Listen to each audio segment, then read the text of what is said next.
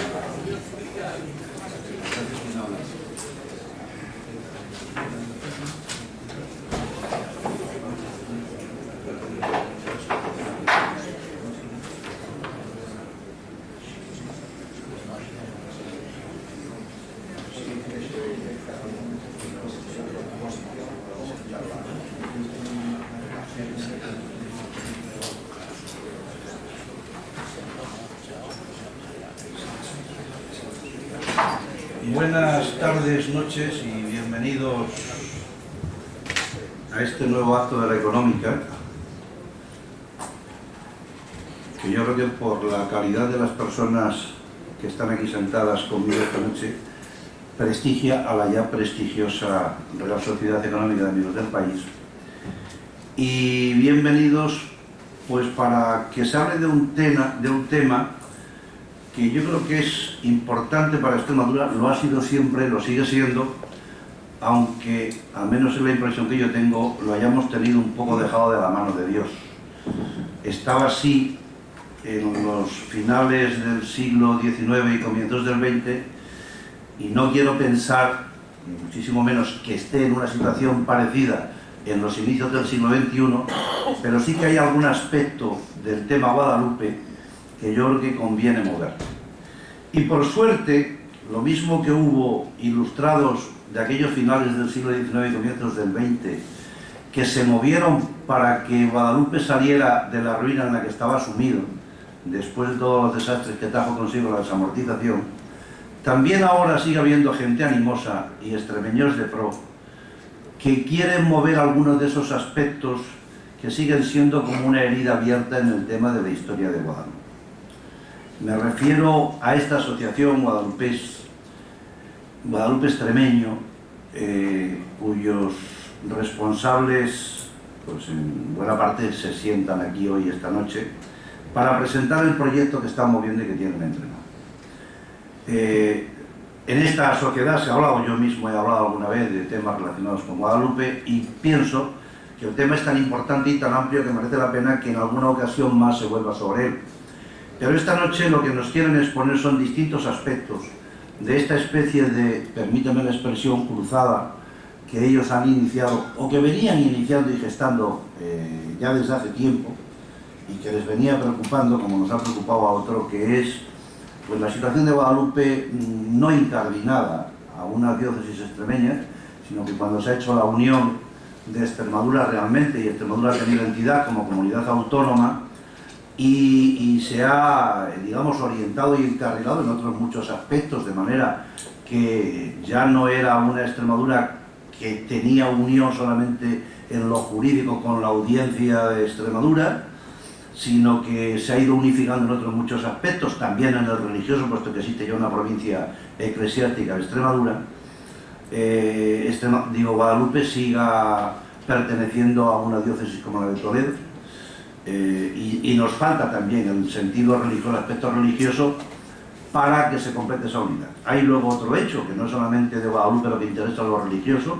Yo creo que Guadalupe tiene muchas más vertientes, y yo siempre he defendido que partiendo de ser un santuario y un monasterio, ha tenido una importancia enorme en la historia de Extremadura desde el punto de vista social, científico, cultural, artístico, histórico, y sigan ustedes añadiendo adjetivos. De manera que en ese sentido es un patrimonio de toda Extremadura, y yo creo que hay un sentimiento generalizado en la mayor parte de la población de que parece que a Extremadura le sigue faltando algo, mientras esta región, esta comarca en la que está encuadrada Guadalupe, porque no es solamente el caso de Guadalupe, sino que saben que hay una treintena de pueblos que siguen perteneciendo a la diócesis de Toledo, no esté plenamente incorporada a la vida extremeña. Y esto es lo que queremos, o lo que se quiere plantear esta noche.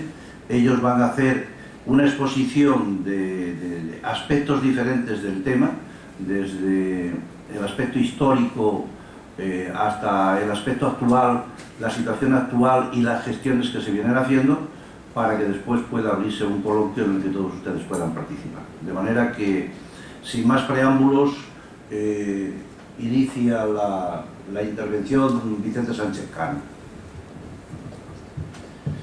Buenas noches, muchísimas gracias por su presencia aquí en este acto, muchísimas gracias a la Real Sociedad de Amigos Económica y Extremeña de Amigos del País por la invitación que nos ha cursado para participar en esta charla. Mi nombre, como decía Teresiano, es Vicente Sánchez Cano, soy el presidente de la Asociación Cívica Extremeña Virgen de Guadalupe, que la hemos denominado en genérico Guadalupex, o sea, Guadalupe Extremeña. ¿Cómo surge Guadalupe? Guadalupex. Pues me van a permitir que recurra a una anécdota personal para situar el origen de la asociación en una visita que hice con un entrañable amigo de algunos de ustedes también, Alejandro García Galán, a su pueblo Peñalsordo. Con motivo de las fiestas del pueblo pronuncié el pregón de las fiestas, y cuando terminó, pues hablando de Peñalsordo y las circunstancias y demás, me dijo: bueno, aquí he tenido un incidente con el párroco, porque sabes que Peñalsordo es de la diócesis de Toledo. Digo, no, pues no tenía ni idea de que... Entonces me dijo: no, lo grave no es que Peñalsordo pertenezca a la diócesis de Toledo, sino que la patrona de Extremadura, Guadalupe, pertenece también a la diócesis de Toledo. Hay tres arciprestazgos, que son Guadalupe, Puebla de Alcocer y Herrera del Duque, que pertenecen a Toledo. Bueno, yo a partir de ese momento empecé a tomar conciencia del problema. Cuando llegué a Madrid lo comenté con varios de los amigos que están aquí, otros que hoy desgraciadamente no pueden estar presentes, y empezamos a darle vueltas a ver de qué manera podíamos abordar esa situación para buscar una solución. Se nos ocurrió que el instrumento idóneo era una asociación, y si observan, el propio nombre de la asociación lleva dos adjetivos, que es cívica y extremeña. No queríamos que fuese una reivindicación religiosa, no queríamos que fuese una reivindicación política, queríamos que fuese una reivindicación extremeña, pero basada en la ciudadanía, basada en un movimiento popular, basada en el civismo de los extremeños. Extremadura, como todos bien saben, bueno, nuestro país en general, pero más concretamente Extremadura, es una sociedad desvertebrada, es una sociedad donde está la política tentando todos los resortes de la economía y de la vida social, cultural, y entendemos que una situación de este tipo tendría que ser abordada desde la propia sociedad civil. Somos nosotros, los propios extremeños, los que nos tenemos que dotar de nuestras herramientas, de nuestros medios, de nuestros instrumentos para resolver nuestros problemas. No podemos estar permanentemente en la lamentación, en el quejío, en la indolencia, en el abandono. Las cosas en la vida se resuelven con la acción, aunque nos equivoquemos, como nos decía el otro día un obispo. Pero hay que actuar. Y se nos ocurrió, como decía, poner en marcha la Asociación Cívica Extremeña Virgen de Guadalupe, Guadalupex.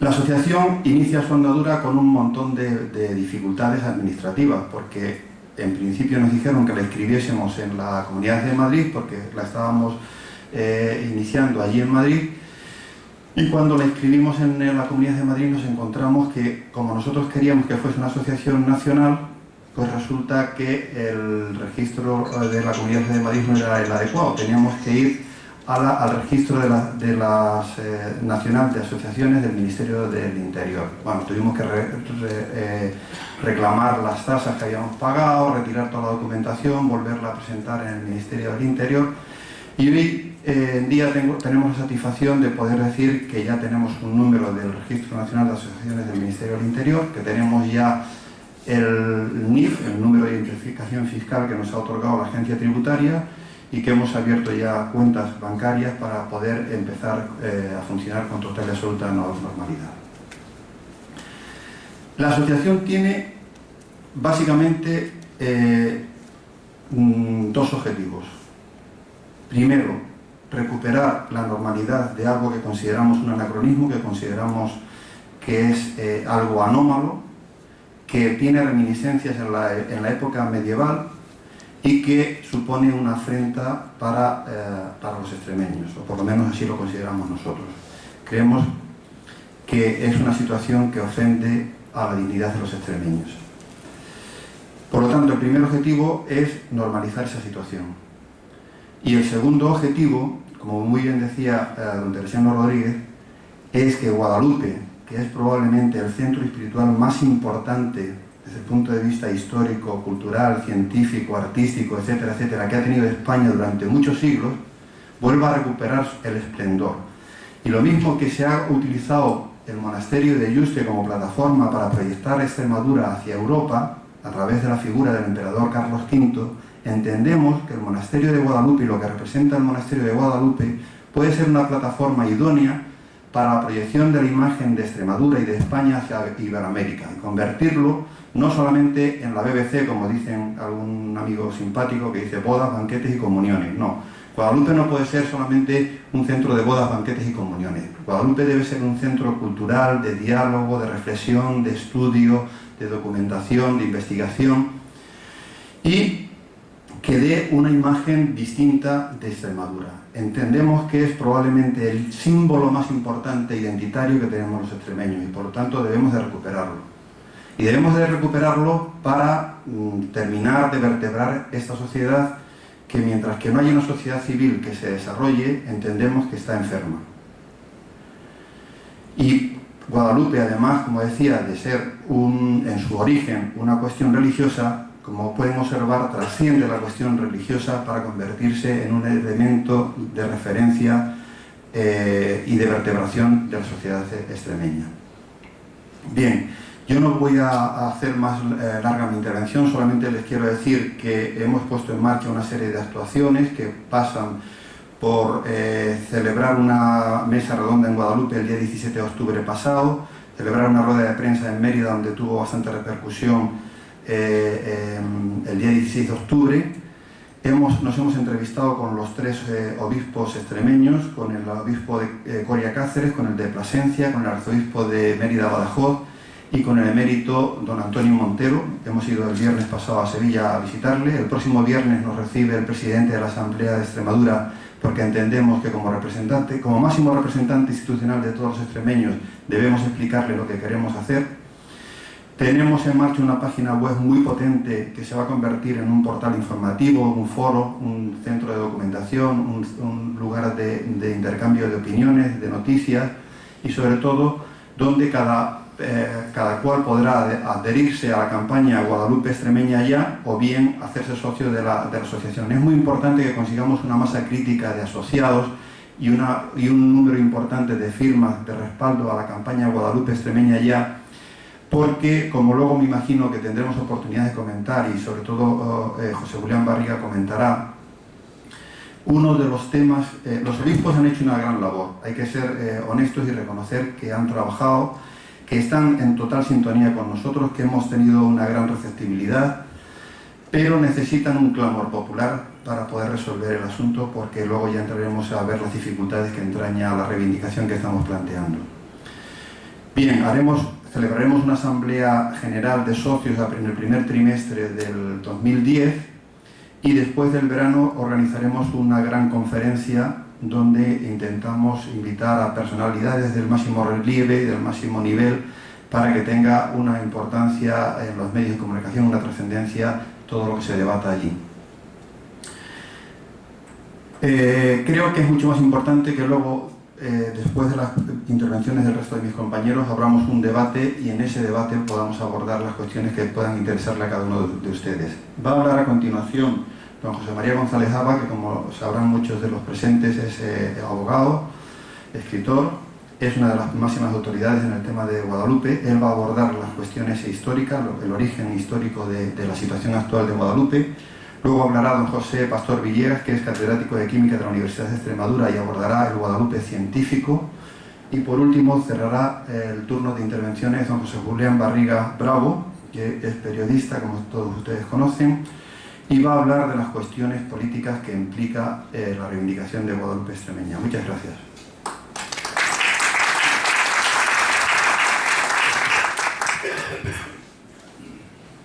Buenas noches. Muchas gracias por el logo que me ha lanzado. Pretendo no... porque hablar de la historia de Guadalupe es propicia a colocar unas buenas barbas y no pretendo ese sistema. Es porque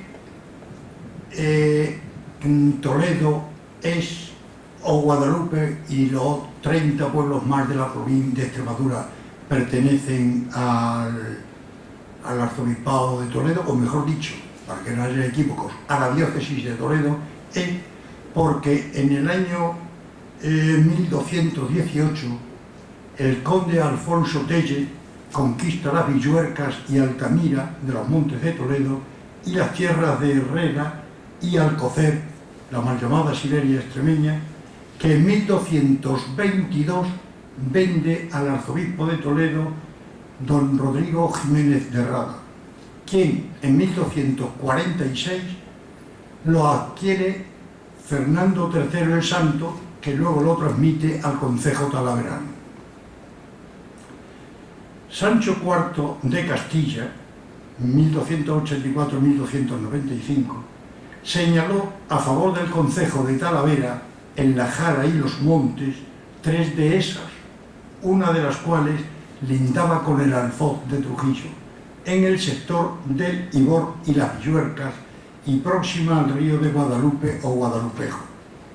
Y en esa dehesa, según la leyenda, a finales del siglo XIII o principios del XIV, se aparece la Virgen María a un pastor extremeño diciéndole que dijera a los clérigos de Cáceres que allí buscasen una imagen suya y descubierta que le hicieran una ermita. Y la fama de milagrosa de la imagen de la Virgen de Guadalupe se extiende tan rápidamente por la comarca que en 1330 Alfonso XI, rey de Castilla y León, en una de sus habituales cacerías por aquellos territorios, se acercó a verla, a ver qué pasaba allí, qué había, y se encontró con que había un montón de peregrinos y una ermita en estado ruinoso.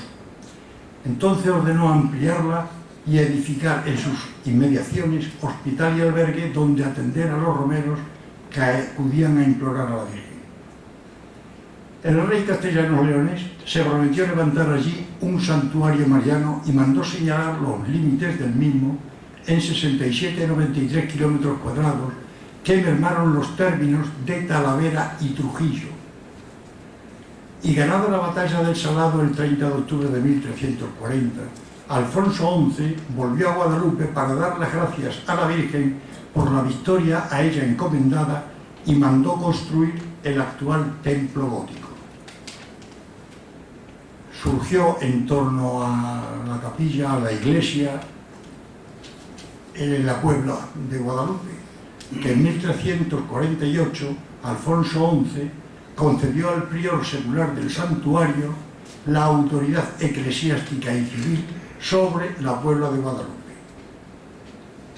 Juan I de Castilla, en 1389, convierte la iglesia en monasterio y lo entrega a la orden jerónima en la persona de Fray Fernando Yáñez de Figueroa.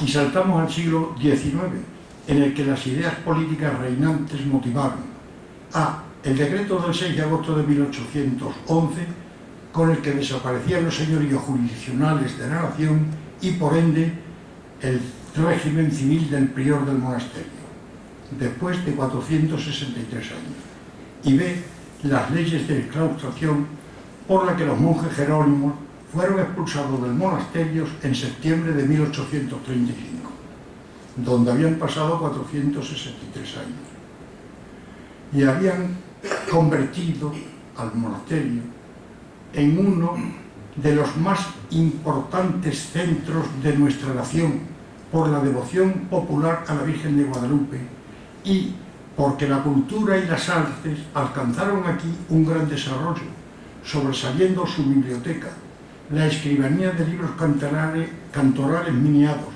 los talleres de bordaduría y orfebrería, sus reales hospitales con las escuelas de medicina, cirugía y farmacia, colegio de infantes, así como el mecenazgo a renombrados artistas que dejaron un enorme conjunto de obras de arte.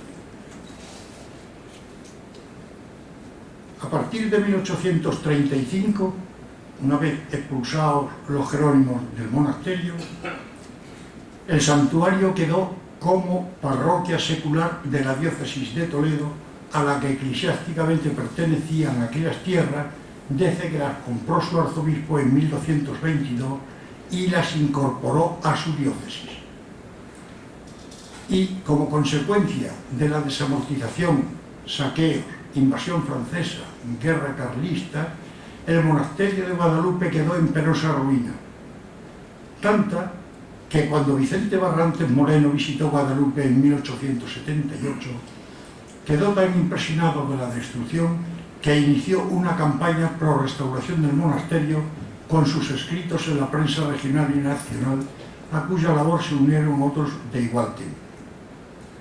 Esta campaña pensó en una gran peregrinación regional a Guadalupe que prohibió el entonces arzobispo de Toledo, Monecillo, pero mantuvieron el empeño los obispos de Badajoz y Coria y el vicario placentino Escobar Prieto.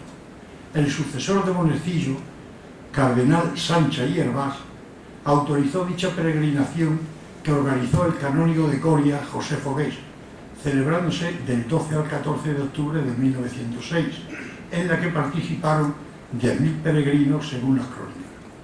De aquí salió el solicitar a Roma la declaración canónica de la Virgen de Guadalupe como patrona de Extremadura, concedida por San Pío X el 20 de marzo de 1906.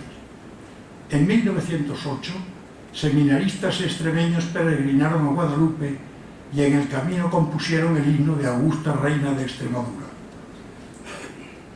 También, como consecuencia de dicha peregrinación, llegaron los franciscanos a Guadalupe el 7 de noviembre de 1908 y el 12 de octubre de 1928 la Virgen de Guadalupe fue coronada canónicamente.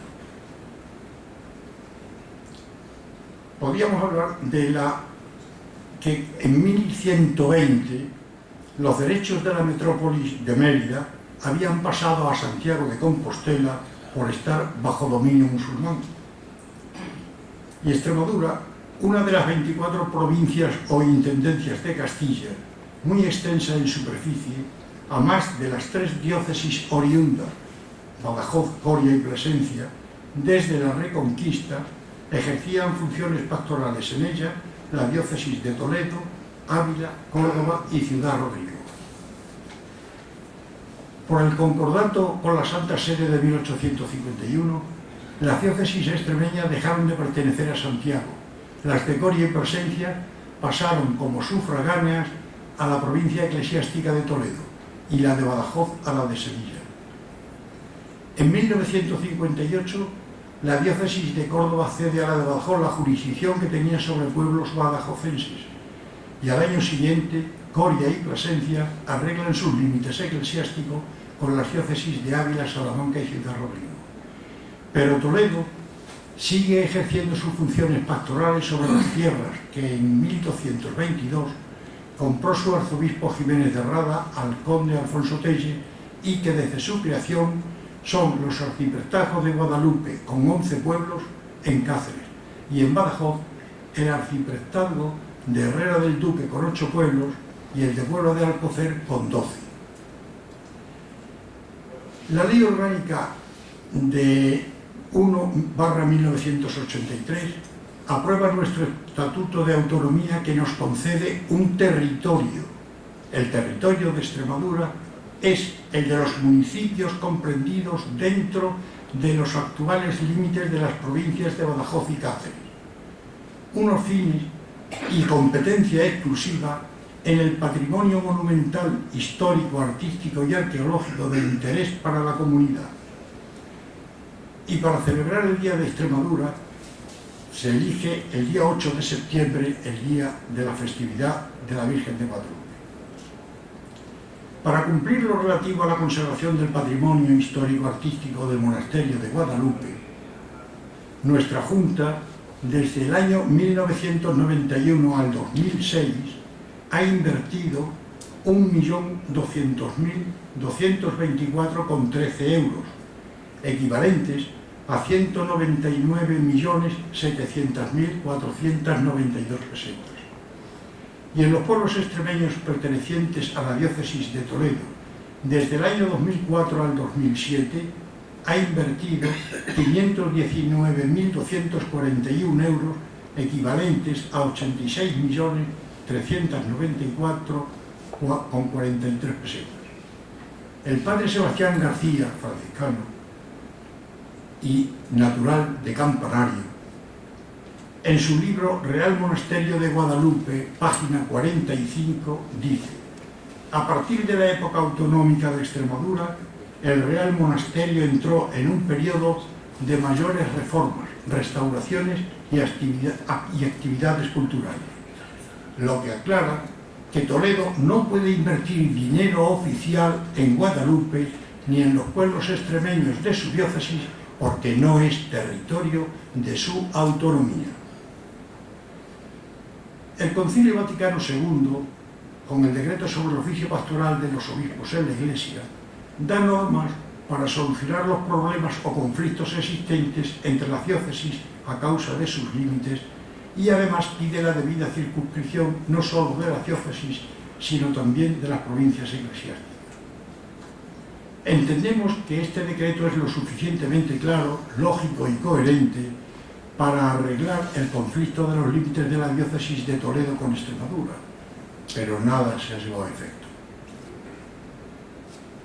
La provincia eclesiástica de Extremeña surge en julio de 1994, con la bula de Juan Pablo II, en la que podemos leer: procuramos cuidar con toda solicitud de que las instituciones católicas proporcionen a los fieles las ayudas oportunas y se acomoden adecuadamente a sus necesidades, por lo que ahora dirigimos nuestro pensamiento hacia una región de España, hacia el territorio autonómico civil que lleva el nombre de Extremadura, y elegimos la provincia eclesiástica que se llamará Mérida-Badajoz, y la elevamos a rango de iglesia metropolitana. Tampoco se ha hecho nada. En la diócesis de Toledo, según la guía de la Archidiócesis de Toledo del año 2002, dice: la diócesis, que vive un clima de conquista, va ampliando notablemente su territorio. Los arzobispos de Toledo, desde 1206, alcanzan notable influencia política y social, pues sus posesiones y rentas eran extraordinarias. En el siglo XVI, la circunscripción diocesana comprendía no solo el territorio de la actual diócesis de Toledo, sino también el de las futuras diócesis de Madrid, Getafe, Alcalá, Ciudad Real, Albacete y parte de las provincias de Guadalajara, Jaén, Badajoz y Cáceres.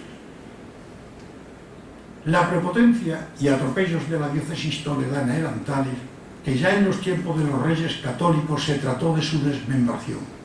Carlos I lo intentó, pero no lo consiguió. Felipe II pretendió que Madrid, a donde había trasladado la corte, tuviera catedral y obispo, pero no lo logró. Tampoco lo consiguieron Felipe III, ni Felipe IV, ni Alfonso XII, y tampoco las Cortes Constituyentes de 1837. La desmembración de la diócesis de Toledo no se inició hasta 1875 con las letras apostólicas de Pío IX, concediendo el priorato de las órdenes militares a Ciudad Real con jurisdicción eclesiástica sobre todo su territorio civil y segregándolo de Toledo. Madrid no tiene obispo hasta marzo de 1885, gracias a la bula de León XIII, erigiendo la diócesis de Madrid-Alcalá y haciendo coincidir su territorio eclesiástico con el civil de la provincia y dejando de pertenecer, como es lógico, a Toledo. El 25 de julio del 91, Juan Pablo II crea la provincia eclesiástica de Madrid, teniendo como sufragánea a la diócesis de Alcalá de Henares restaurada y la de Getafe de nueva creación. Por decreto de Pío XII de 1954, el adelantado de Cazorla en la provincia de Jaén, que desde el siglo XIII era parte de la diócesis de Toledo, pasó a la de Jaén. Y el territorio que Toledo tenía en la provincia de Guadalajara, por bula de Juan XXIII, del 9 de marzo del 59, también se separa de Toledo y completa la diócesis de Sigüenza-Guadalajara. Se instituye la diócesis de Albacete por bula de Pío XII de 1949, abarcando el territorio civil de su provincia que pertenecía a las diócesis de Cartagena, Cuenca y Orihuela, y el 25 de julio de 1966, Pablo VI anexionó a la diócesis albaceteña el territorio civil que formaba parte de la diócesis de Toledo, coincidiendo ya en Albacete su territorio civil y el eclesiástico. Por consiguiente, desde julio de 1966, fuera del territorio civil de la provincia de Toledo, la diócesis toledana, de su extensión del siglo XVI, solo conserva ya el terreno extremeño de su arciprestajo en Guadalupe con 11 pueblos, en Herrera del Duque con 8 y en Puebla de Alcocer con 12. Y así lo ratifica la citada guía de la Archidiócesis de Toledo del año 2002. Conclusión.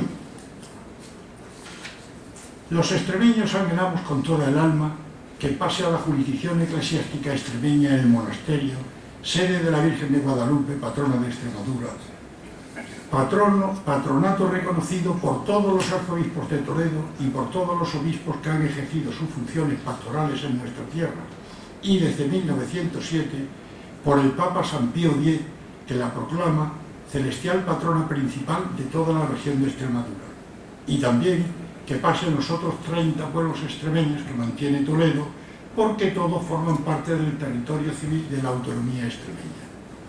Y para más abundamiento, la Virgen de Guadalupe y su monasterio de siempre ha sido el buque insignia de nuestra tierra, ha cruzado los mares con nuestros conquistadores, ha evangelizado a América y ha sido firme y robusto basamento de ciencias y artes. Tras la ruina del monasterio en el siglo XIX, los extremeños fueron los iniciadores de su rehabilitación y lo siguen siendo de un modo oficial al ser monumento histórico artístico de Extremadura.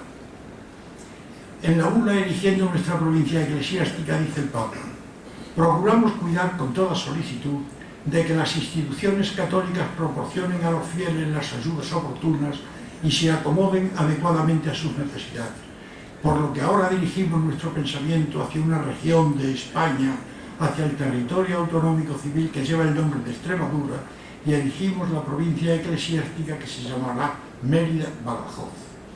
Esto no quiere decir nada, a nada obliga. Mediante decretos, bulas papales y letras apostólicas, se quitó a Toledo las tierras de otras diócesis. No se puede terminar la desmembración de Toledo dando a Extremadura sus tierras con los mismos medios. Extremadura no puede tener un territorio eclesiástico igual al civil. Finalmente, es contradictorio, incoherente y fuera de lugar que en el siglo XXI la patrona de Extremadura, siendo esta autonomía civil y provincia eclesiástica, no tenga la sede de su patrona de siempre en su jurisdicción eclesiástica, estando en territorio civil extremeño. Quien lo comprenda, que lo explique. Muchas gracias.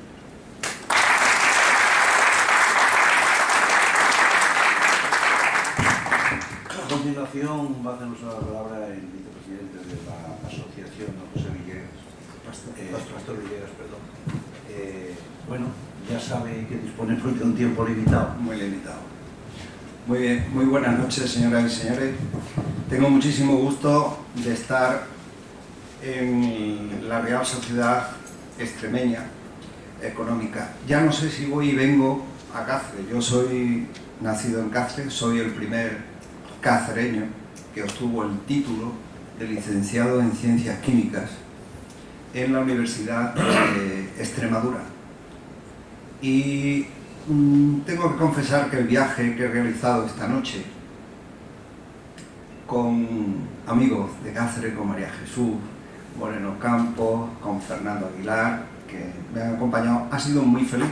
He añadido al más de 1 millón de kilómetros que tengo en esta carretera, que la conozco muy bien, este desplazamiento para compartir con vosotros. Es en charla, lo interesante es vuestra participación, una modesta intervención sobre el aspecto científico de Guadalupe. Yo, cuando empecé de estudiante, lo primero que me di cuenta es que en el escudo de la universidad aparece la Virgen de Extremadura.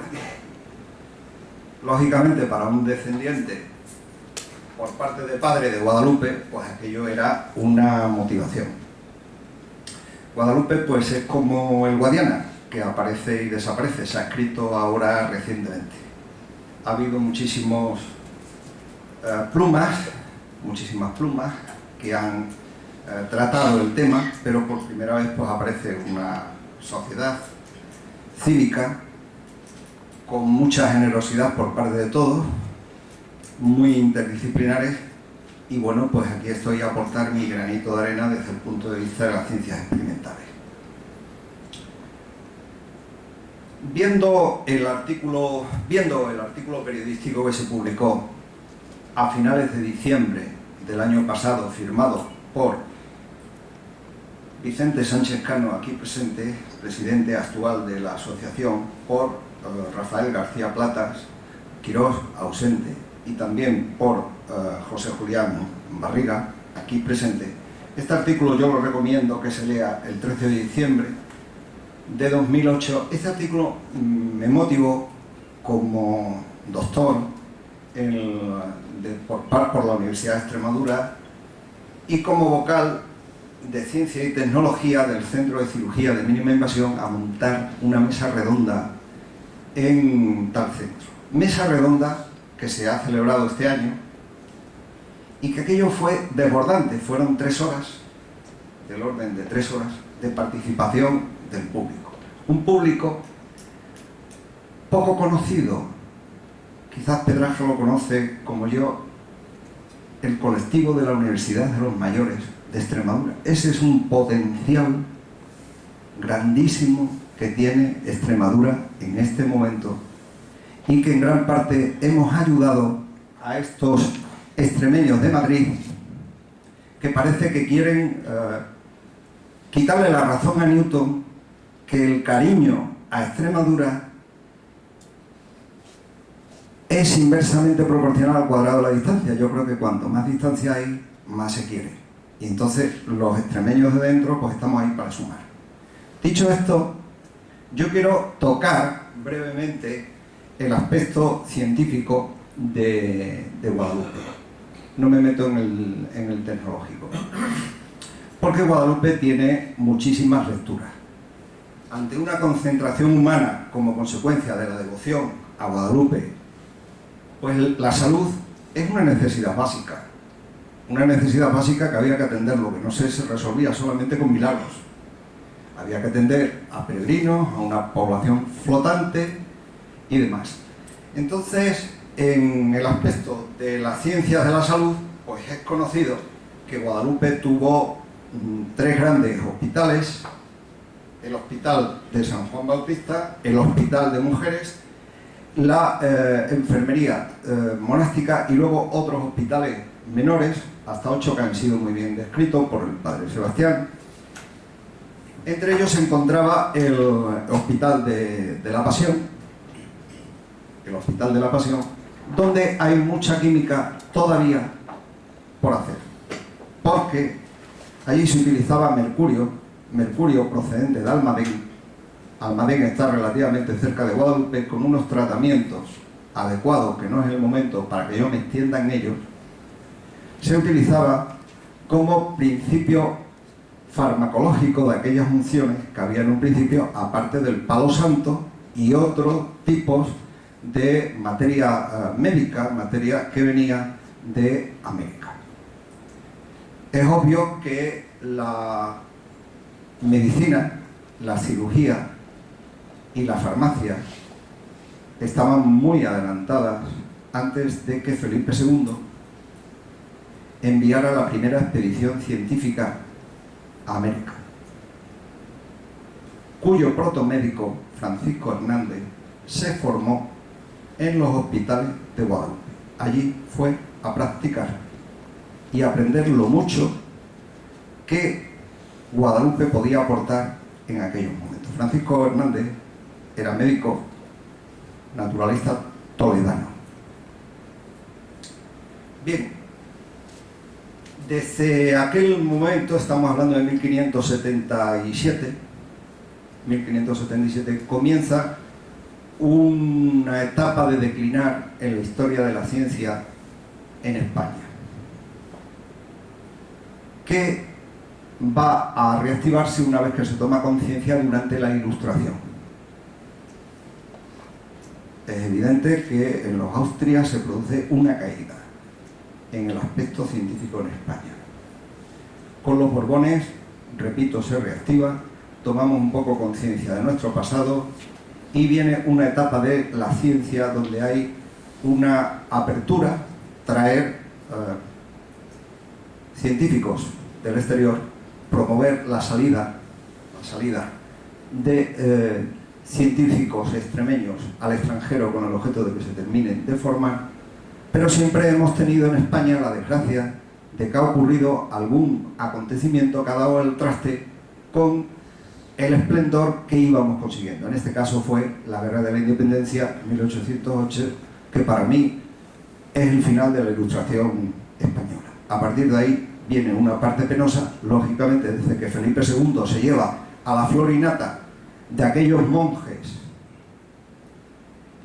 que estaban en Guadalupe practicando, pues comienza un declinar de Guadalupe. Pero Guadalupe ha escrito mucho, tiene escrito mucho sobre ciencia y tecnología, se han hecho tesis doctorales, pero hay que revisar muchos aspectos, hay que hacer mucho trabajo de archivo, porque se ha copiado mucho. Yo tengo como idea rescatar y recrear el aspecto de Guadalupe, el Guadalupe científico. La mayoría de la gente ve el monasterio, ve los museos, pero no toca la parte alta, no ve esas portadas, esos restos del Guadalupe científico, no ve la huerta del Almijar, donde estaba el cultivo de la materia médica. Hay muchísimos aspectos que se pueden recrear, como por ejemplo una botica. Uno va por el extranjero y encuentra una botica de aquella época. En Guadalupe se puede hacer. Esto conllevaría un aumento de pernoctas, etcétera, etcétera.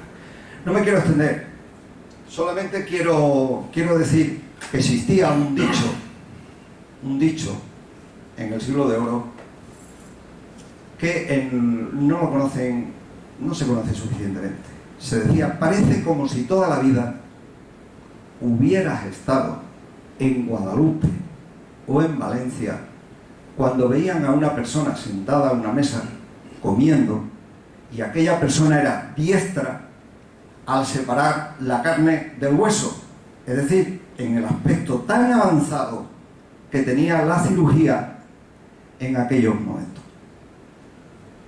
Nada más, espero que tengamos ocasión de sus preguntas, que es lo interesante en las diferentes aportaciones de esta mesa. Muchas gracias a todos.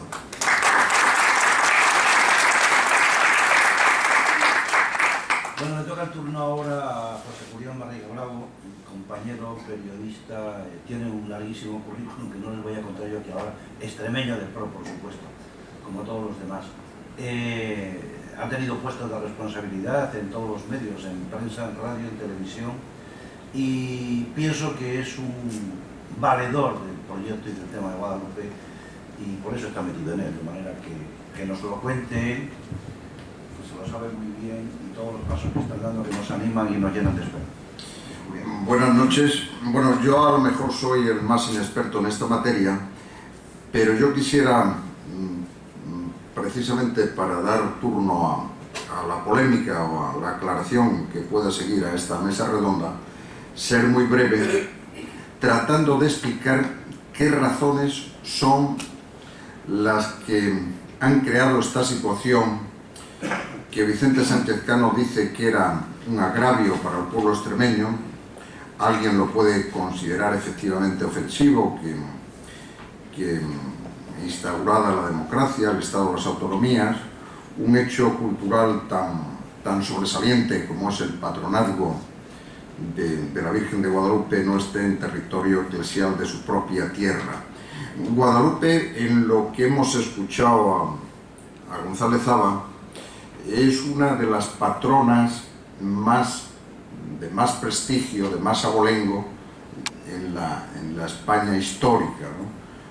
Yo creo que muy superior históricamente a la Virgen del Pilar en el aspecto social, cultural, no digo en el religioso, que no me corresponde.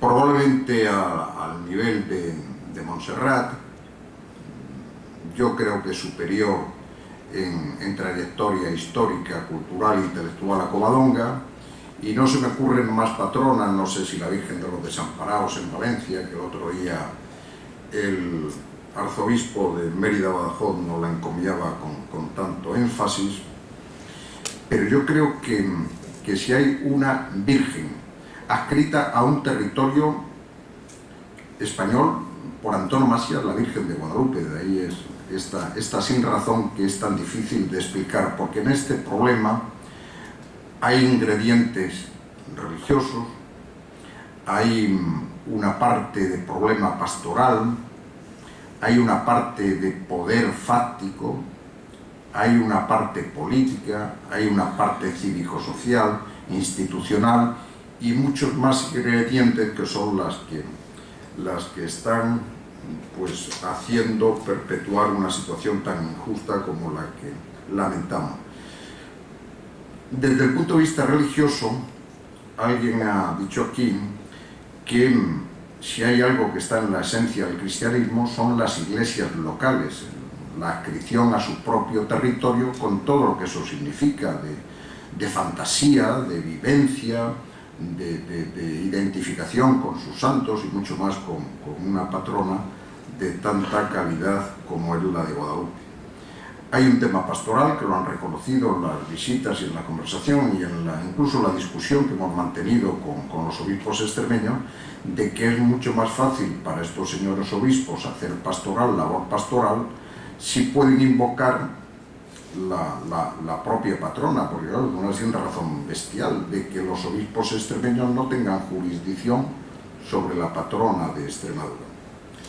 Hay un componente muy poderoso y que probablemente sea la causa principal de esta situación, que es el poder fáctico eclesial que permite, que se mantiene, que es la sede primada, que es que los cardenales arzobispos de Toledo tienen mucho poder en la conferencia episcopal, en el Vaticano y en el resto de las diócesis, y de ahí deriva esta situación tan penosa, porque en diferentes ocasiones, al menos en dos, muy reciente, ha estado a punto de suceder la integración, la reversión de Guadalupe a la jurisdicción eclesiástica extremeña, sin embargo no se consiguió en última hora, porque por razón de poder fáctico de los arzobispos y de los cardenales primados de Toledo. Hay un factor económico muy importante, dicen que no tan importante como otros sectores encomiendan, pero efectivamente Guadalupe significa unos ingresos, unos recursos de gran categoría. Y luego desde la vertiente extremeña hay una razón que, por muchos que lo lamenten los obispos y el Vaticano, Pues mire usted, es que hay una asignatura pendiente institucional que la patrona, con todo lo que significa históricamente, culturalmente, artísticamente, científicamente, no está en su territorio. En la parte más laica o cívica de este problema, yo creo que las sociedades y la sociedad moderna necesitan razones de cohesión, de sentirnos identificados con el territorio al que pertenecemos. Extremadura no está tan sobrada de estas notas características de identidad, porque ¿qué es lo que nos une a los extremeños?